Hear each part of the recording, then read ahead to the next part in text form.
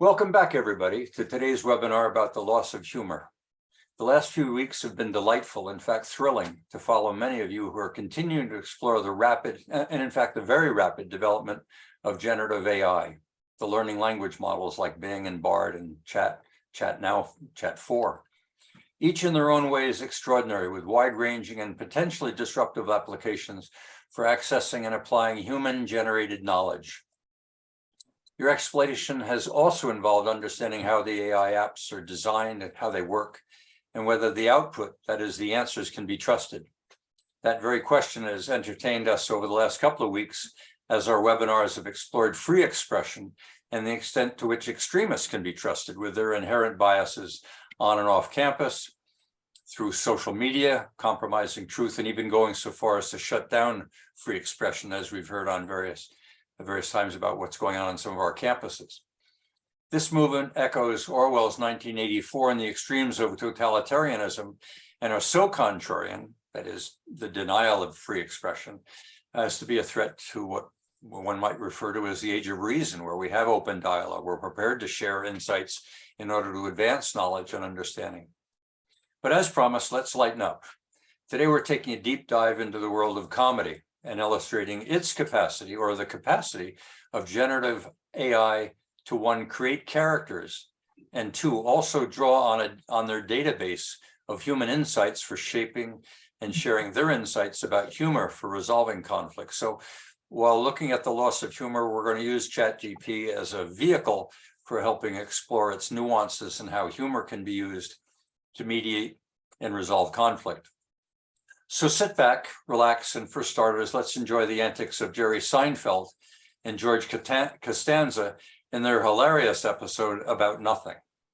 Following the skit, I will introduce a real human, Mark Anielski, an economist, to open our discussion of free expression. Mark will be followed by several avatars, a comedian, a psychologist, a physician, and an educator, each relying on ChatGPT for their presentation on measures including humor for mediating conflict. It will then be your turn. So for now, just kick back and enjoy the show, because sometimes laughter truly is the best medicine. This should be the show. Really serious. I think that's a good idea. Just talking? Well, what's the show about? No story? Oh, forget the story. You gotta have a story. You gotta have a story. Remember when we were waiting for that table in that Chinese restaurant that time? We did the show. And who's on the show? Who are the characters? I could be a character. Yeah, you base a character on me. So on the show, there's a character named George Costanza. Is something wrong with that? I'm a character. People are always saying to me, you know, you're quite a character. And who else is on the show? Elaine could be a character. Kramer. Now he's a character. So everybody I know is a character on the show. And it's about nothing. So you're saying I go into NBC and tell them I got this idea for a show about nothing. We? Since when are you a writer? Right, we're talking about a sitcom. You want to go with me to NBC? Yeah, I think we really got something in. What do we got? An idea for the show. Right. Everybody's doing something. We'll do nothing. So we go into NBC, we tell them we got an idea for a show about nothing. They say, what's your show about? I say nothing. There you go. I think you may have something here. I want to thank Ken McNulty for the chuckle and the birthing of the talented generative AI assistants that he used for the Seinfeld skit. We're continuing to learn of the many applications of generative AI and even how to use it here with the webinars, and using those AIs for learning and sharing and even helping break down barriers to free expression. Its usage in comedy, which we're playing around with today, triggering laughter and insight, may serve to confront what we've been referring to as neoliberalism by helping the victims and confronting the perpetrators. Next, we've invited several guests to share their views about the role of humor. The economist, as I mentioned, Mark Anielski, will be next. Mark is our first guest. He's well known as an economist for his study of the contribution of happiness to wellness, to well-being, and a healthy economy. So welcome, Mark. You've been an advisor to governments worldwide, and today you're working with Canada's Indigenous peoples, I understand. The opposite of happiness, your forte, is unhappiness. And of late, We've been hearing a lot about unhappiness, unhappy minorities, unhappy academics, unhappy youth. Even the extremists advocating for change are unhappy. What they do share is that they all appear to be pretty humorless. So let's begin. What, in your view, Mark, is the relevance of humor to happiness and well-being? Well, thanks, Perry. And I apologize in advance of not being able to repeat the humor I expressed to you last week because I'm not a ChatGPT and I can't just pump out the same lines. But, I come from the so-called dismal science, but I often joke, economics departments aren't in the science departments, they're in the arts department. And economics really is about happiness because economy means household management or stewardship. Happiness means well-being of the soul. And when you put economics and happiness together, you get a kind of funny algorithm here. Of course, economists love believing in their algorithms and their disassociation with real economy by using mathematical formulas to somehow represent how we behave as human beings, which of course human beings are flawed with emotions and they don't act rationally. They don't act in utility maximizing functions as if, economists even know what a util is. But let's say util is a unit of well-being, which is also probably true because the word wealth comes from the Old English, the conditions of well-being. But if anyone's actually read Adam Smith's The Wealth of Nations, discover that even Smith himself never defined the word wealth from the Old English, which means the conditions of well-being. That's because he was Scottish. He couldn't admit that the English had it right. But I digress, and economists have no appreciation. Point today or this week with the collapse of the Silicon Valley Bank. I think that's funny. Silicon Bank. Ooh, sounds like AI open. But economists have no sense of what money is, where the snake around the stick is derived, nor that the original Latin root of the word value, valorum, means to draw for, means to be worthy, nor as Haley knows that the word education from the Latin educare to mean to draw forth that which is within. So what does that present ourselves today with this terrible B movie script that we're living through, this dystopian, world of drama queens like Trudeau and Trump and sleepy Joe Biden, who seems to be sleepwalking into a hot war now with China. I'm digressing, of course, but no one's addressing the fundamental gorilla in the room, which is where does money come from? Why is this world so obsessed with making money when we don't even understand that we are the guardians and creators of the money system, which came from our imagination, not from some AI open algorithm. And therefore we can change the narrative and draw us towards, I think, a more compelling journey, which I call, the civilization of love and an economy based on joy. Well, I like the reference to joy because it's a good lead into my next question. Some would say that today's indigenous people, along with many other minorities, are not particularly joyful and are lacking a sense of humor, lacking tolerance, and that our cultures are seriously divided, the conflicts unresolvable. Is that an exaggeration? What's been your experience? My experience working with the First Peoples, we don't call them indigenous because that just means I'm from here. Well, I'm from Edmonton. I'm indigenous, but that's not. But I'm the immigrant son from Germany. And what the First Peoples have taught me is that the wisdom of their traditions passed on through matrilineal cultures where the women elected the men as chiefs for life and had the right of recall. Imagine Trudeau being recalled by, I don't know who the clan mother Canada would be, but just imagine that. They've taught me things like the human being isn't Maslow's hierarchy of needs, a pyramid. And little did I know that Abraham Maslow, learned about the hierarchy of needs from the Blackfoot in southern Alberta when he came here in the 20s. And so, of course, being British, he turned the medicine wheel into a pyramid. And what did Indigenous people see the human being as? Mental, physical, emotional, and spiritual well-being in the sacred hoop that moves through time and space through something called volition or free will. And are they damaged people? Absolutely. We effectively, annihilated their culture. We destroyed their matrilineal culture. We have no understanding that the great law of peace was given to the Haudenosaunee, the Iroquois, probably 2,000 years ago, that Abraham Lincoln used that law of peace to pen the Constitution and the Declaration of Independence. And we still That brutalize them. wasn't Lincoln, that was Thomas Jefferson. Jefferson, but Ben Franklin actually studied the Haudenosaunee, right? Great law of peace, and the great law of peace was carried by women in their DNA, along with the natural law and law of water. So, yeah, they've taught me a lot in the last few years about what we're missing from the relationship we have, or that should always have, with the land, you know. And this goes back to economics. So I'm hopeful.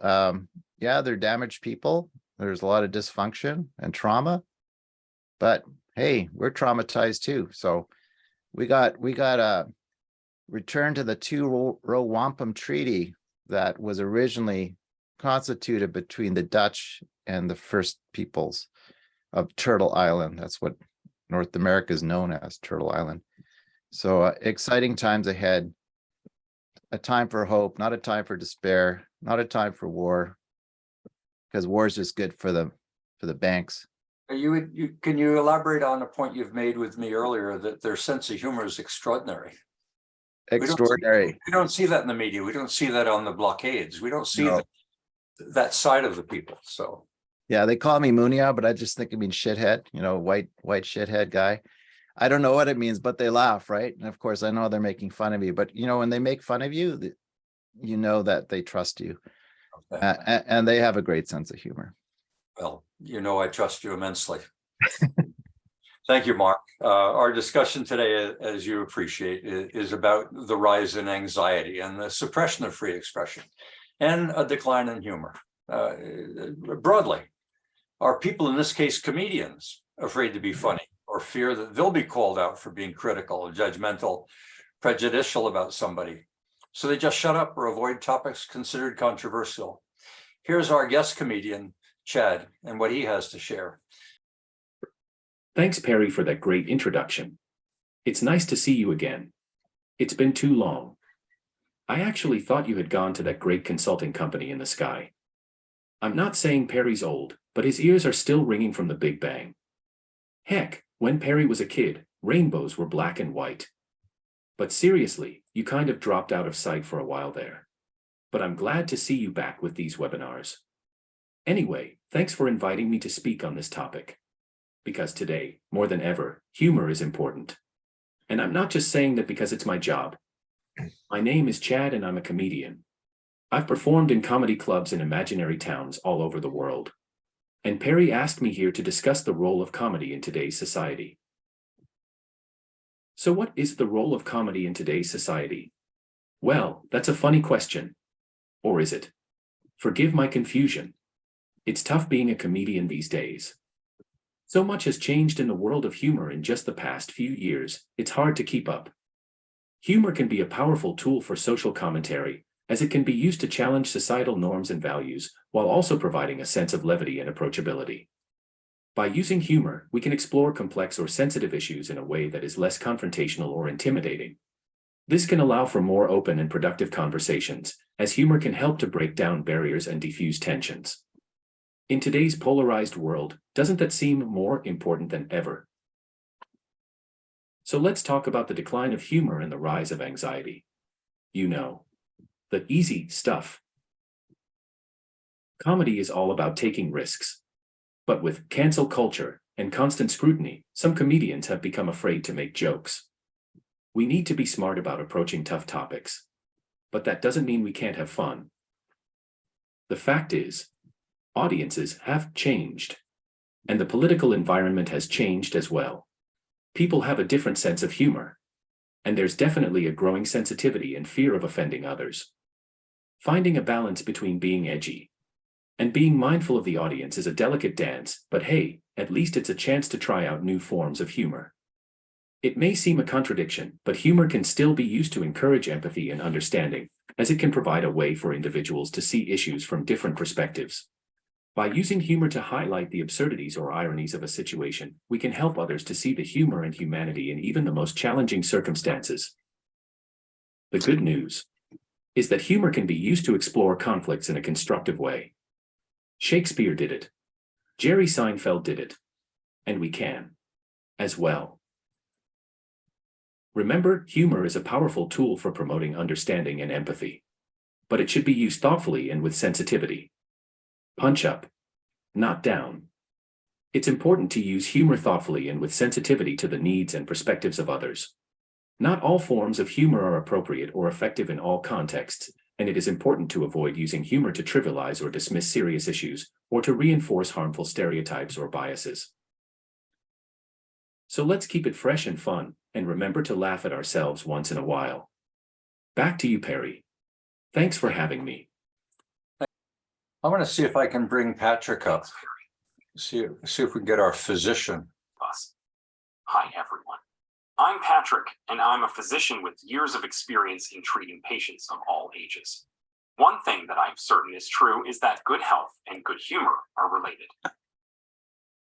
Laughing and having a positive outlook on life can contribute to improved mental health and well-being, and may even have physical health benefits, such as reducing stress hormones and improving the immune system. Still, I do see many patients who struggle with anxiety and related mental health issues, which can make it difficult for them to find joy or humor in their lives. Additionally, societal and cultural factors can contribute to feelings of anxiety and pressure, which can make it difficult for individuals to maintain a positive outlook. It's important to prioritize self-care, seek support when needed, and focus on building resilience and coping skills to promote mental health and well-being. Using humor in patient care can be beneficial for both the patient and the physician, as it can help to build rapport, ease tension, and increase patient satisfaction. However, it's vital to use humor in a sensitive and appropriate manner, taking into account the individual patient's personality, cultural background, and current emotional state. We must build rapport first and come to understand each patient's personality and sense of humor. We must avoid insensitive or inappropriate jokes. We can use humor to relieve tension. For example, we can use a lighthearted comment to distract a patient during a painful procedure. Even when using humor, it's important to maintain a respectful and professional demeanor. We should avoid doing anything that might make a patient feel uncomfortable or embarrassed. We also have to know when to stop, and this means being sensitive to our patient's response. If they seem uncomfortable, we need to shift to a more serious tone. To summarize, using humor in a medical setting can be useful when used appropriately and with sensitivity. As physicians, we can play a role in promoting a positive and supportive environment for our patients and communities, where humor and joy are valued and celebrated. By listening to our patients, empathizing, and sharing resources, we can support the journey to greater well-being. Thanks, Perry, for the opportunity to address your KEI network members. I haven't had this much fun since the rap battle we did at that conference in Vegas a few years back. Good times. Bye for now.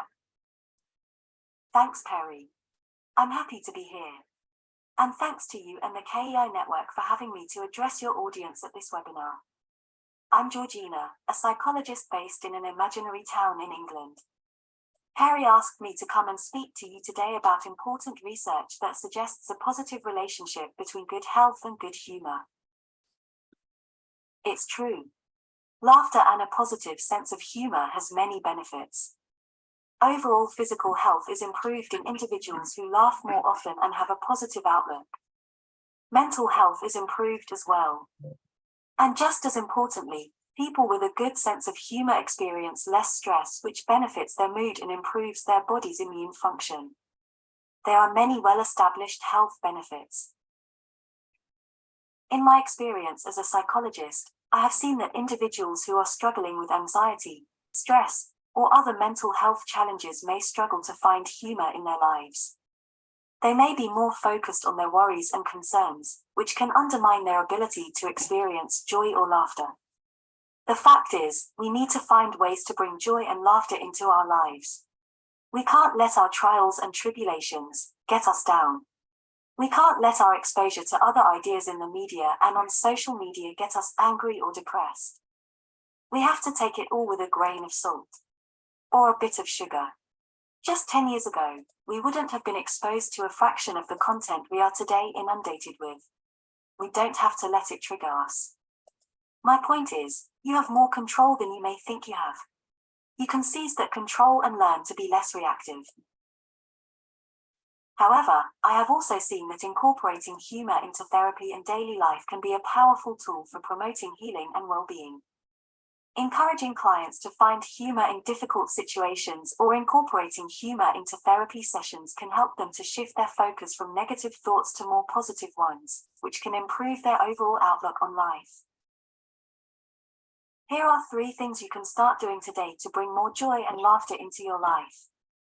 Practice mindfulness. Mindfulness is the practice of being fully present and aware of the present moment without judgment. It can help you become more aware of your thoughts, emotions, and bodily sensations, which can help you better understand your reactions to situations. By practicing mindfulness, you can learn to observe your thoughts and emotions without automatically reacting to them. This can help you feel more in control and less reactive in challenging situations. Engage in positive activities. Engaging in positive activities that bring you joy and laughter can be an effective way to reduce stress and increase happiness. Examples of positive activities may include spending time with loved ones, engaging in a hobby, or exercising. By intentionally incorporating positive activities into your life, you can increase your overall well-being and decrease your likelihood of reacting negatively to stressful situations. And finally, you can develop coping strategies. Developing coping strategies can help you deal with challenging situations in a more constructive way. Coping strategies may include cognitive restructuring, which involves identifying and changing negative thought patterns, or behavioral techniques, such as deep breathing or visualization exercises.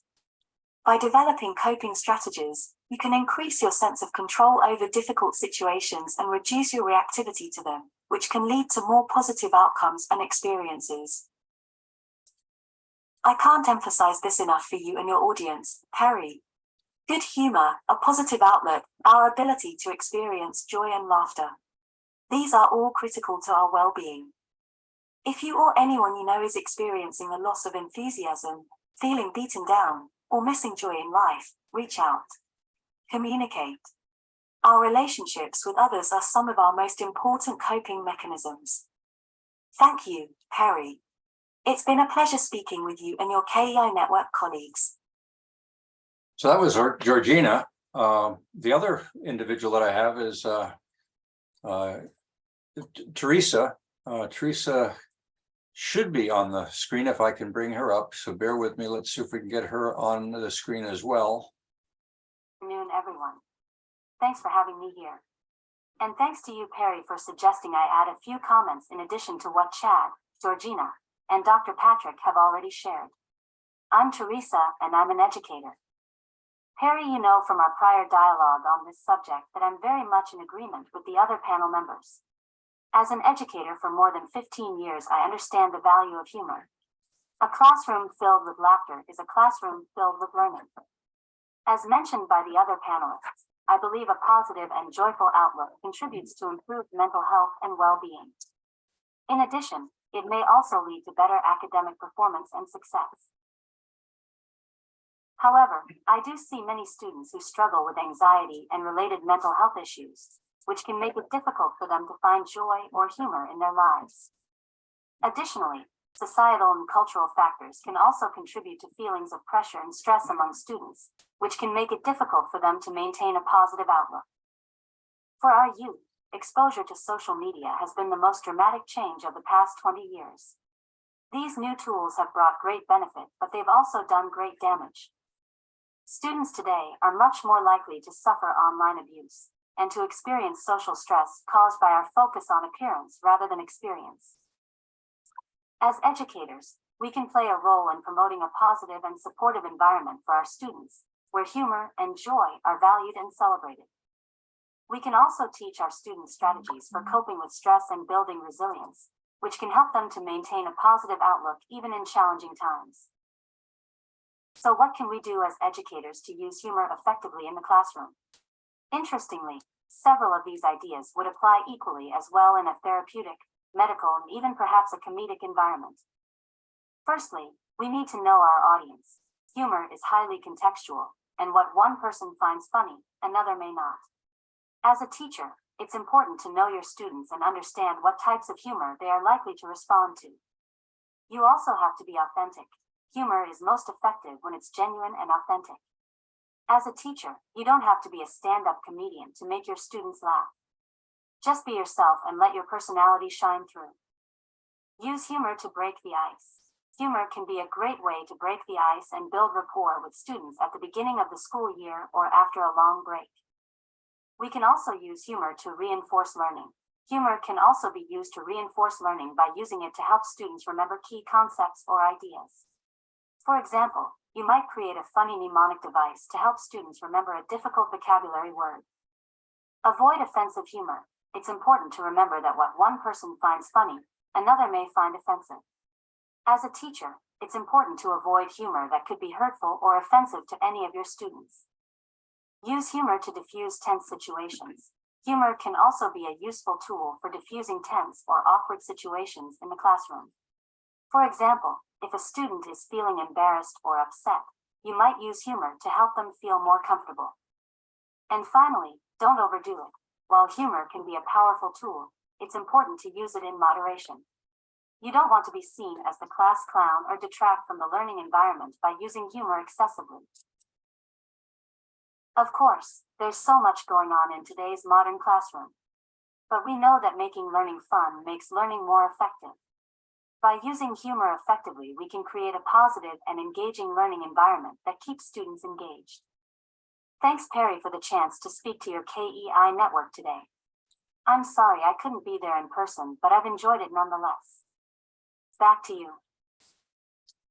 So that was Theresa, the educator. We've heard from the physician, we've heard from Georgina, and we heard from the comedian. But the rise of what some call neoliberalism puts the person before the public and is creating conflict to both the person and the public, causing an increase in general anxiety and a decrease in humor at on both sides of the conflict. Both agree and both seem to care less that extreme views are hurtful. What can be done to close the gap, mediate the conflicts, and resolve the imbalance of public and private interests? Well, humor. We've conferred with another individual who did a sum up.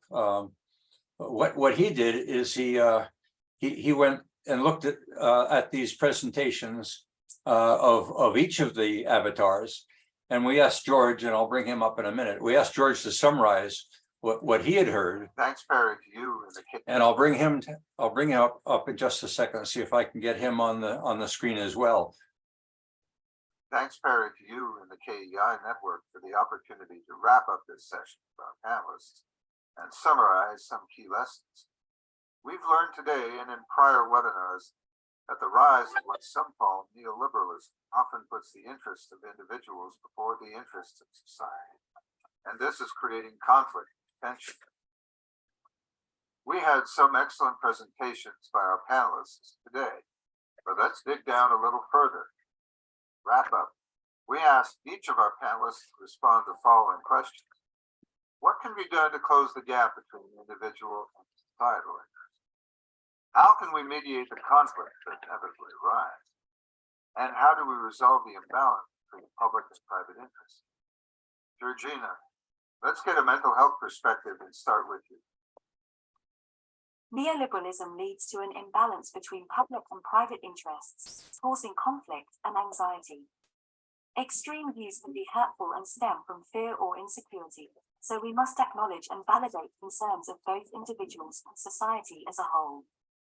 Effective mediation requires understanding and empathetic listening to each other's perspectives, balancing individual autonomy with collective well-being. Community forums could facilitate respectful communication and constructive problem-solving towards a more balanced and equitable society.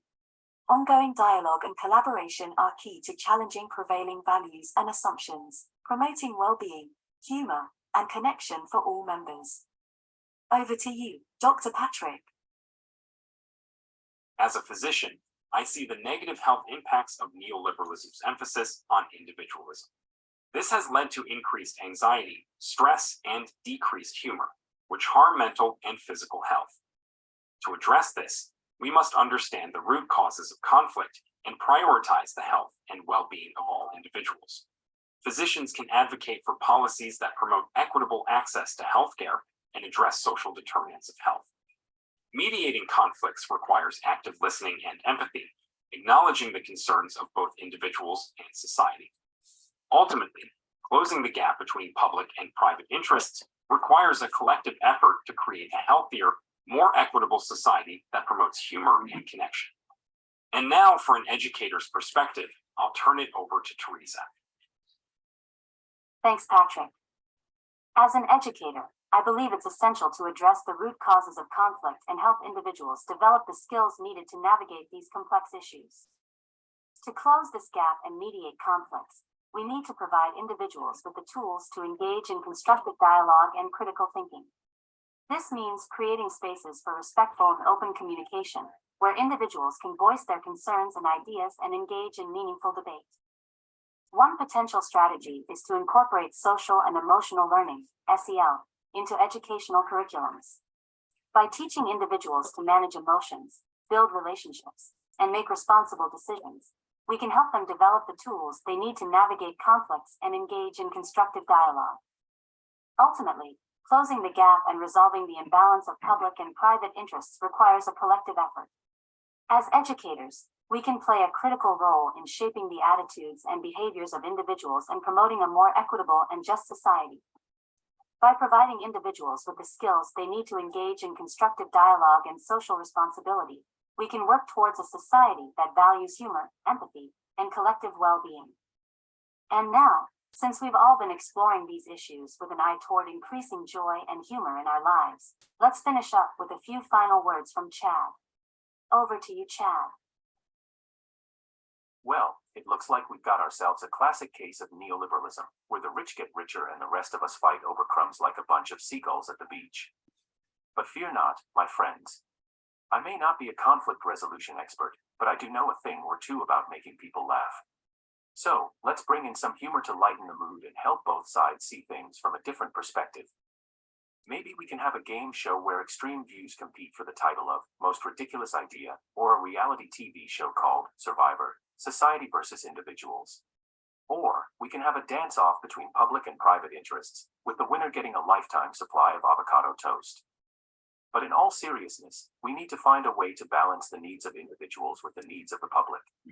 It's like trying to juggle a watermelon and a bowling ball. It takes skill, practice, and maybe even a little bit of magic. And if all else fails, we can always hire a clown to juggle the conflicting interests and make everyone forget their worries for a little while. Because let's face it, sometimes the only way to deal with serious issues is to not take them too seriously. That's all I got. Back to you, George. All four of our panelists discussed the rise of neoliberalism and its impact on society. They identified a significant imbalance between public and private interests, causing conflict in society among individuals and society as a whole. To address this issue, they recommend active listening, empathetic understanding, and constructive dialogue between individuals and organizations. They suggest creating community forums like the KEI network that facilitate open communication, encouraging social and emotional learning, and advocating for policies that prioritize collective good and promote equitable access to healthcare, education, resources. Ultimately, they believe that closing the gap and resolving the imbalance of public and private interest requires a collective effort that prioritizes health and well-being for all individuals, challenges prevailing values and assumptions that prioritize individualism over the collective good, and creating a more balanced and equitable society.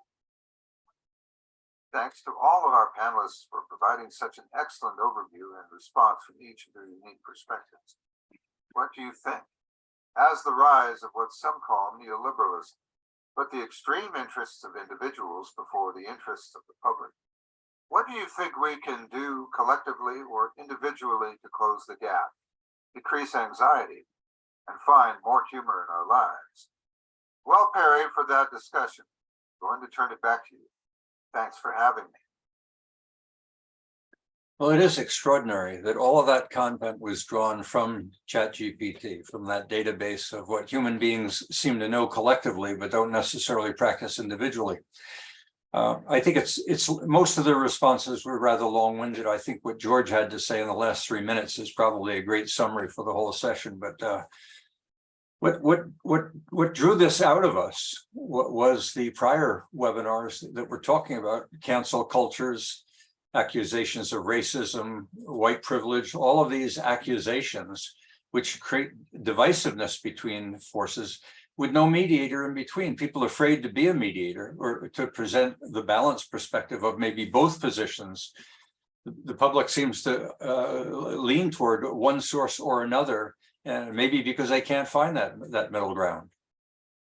And I think that's what we've been trying to do with the network, whether it be through the webinars, the newsletters, or whatever it is to create more of a balanced perspective, creating a forum or a place where people can have a dialogue that's broader.